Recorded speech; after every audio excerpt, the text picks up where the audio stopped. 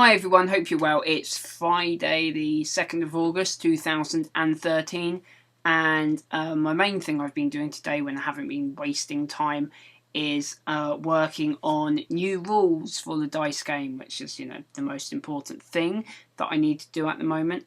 And I've just got loads and loads of ideas, so I'm not sure which ones I'm going to go with just yet. The main thing is making the game less solvable. Quick definition of what a solvable game is. A solvable game is something like tic-tac-toe, for example, or noughts and crosses as we call it here, where everybody, well, most people, exactly how to win every single time. It's a simple game. They've worked out every single possibility. What I found from the feedback when I put up the rules for analysis, shall we say, is so a couple of people very quickly worked out the exact optimum move, where one of the main decisions in the game previously was just choosing how many dice to roll. People very quickly worked out exactly how many dice is the best number to roll statistically, so that decision then becomes completely void if you know that. And there was all sorts of problems as well with the stealing being completely unbalanced, and and again being able to work out statistically the best move made the game extremely unbalanced. And actually it was statistically best to steal, but then if everyone's stealing all the time, the game never ends, so it was completely broken.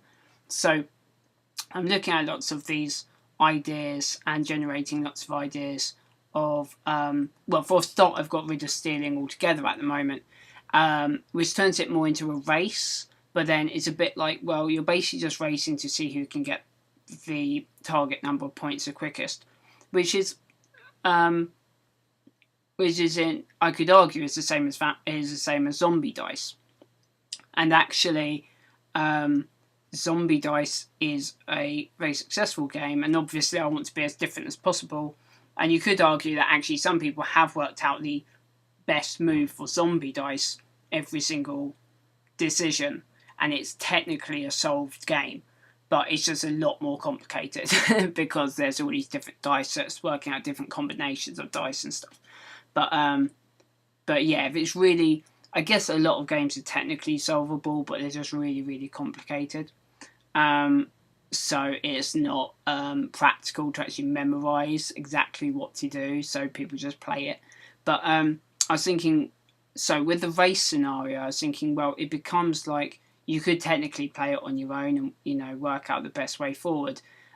So one way of like mixing it up a bit is to have what the opponent's doing matter to you, so that it's different every time depending on who you're playing, and then getting the randomness of like what different dice rolls do in order to make loads of different types of situations as well.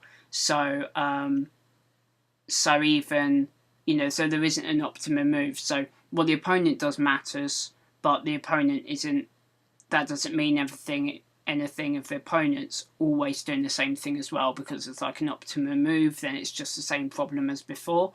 But if I do something so that depending on what you roll completely changes the what the next best move is, like it does in zombie dice, the dice that you happen to pull out, because there's different dice affect your next decision, as well as what you actually roll affects your next decision. Again, that's just the best example, but I want to make a game. It's going to be very, very different now.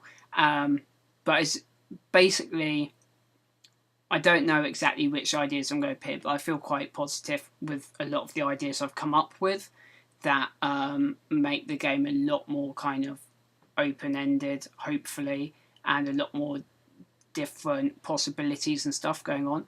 So I think I'll leave it here for today because I'm rambling a little bit, and I've got to just go back to thinking about it. I'll possibly try out several ideas and test several variants, give them a different letter each and see which one's the most popular and see which ones work the best. I'm also kind of falling back. One of the ideas goes a bit more back towards an idea I had once before, which involves not just vampires, but like several, like each player is a different kind of, for without giving too much away, let's just say vampires versus werewolves for the moment.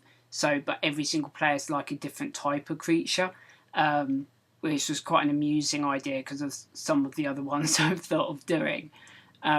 So, yeah, one variant might go back towards more that idea, although I'm not sure what I'd call it then. When I simplified it down to just vampires, and I thought, I can call it vampire dice. No one's done that one yet.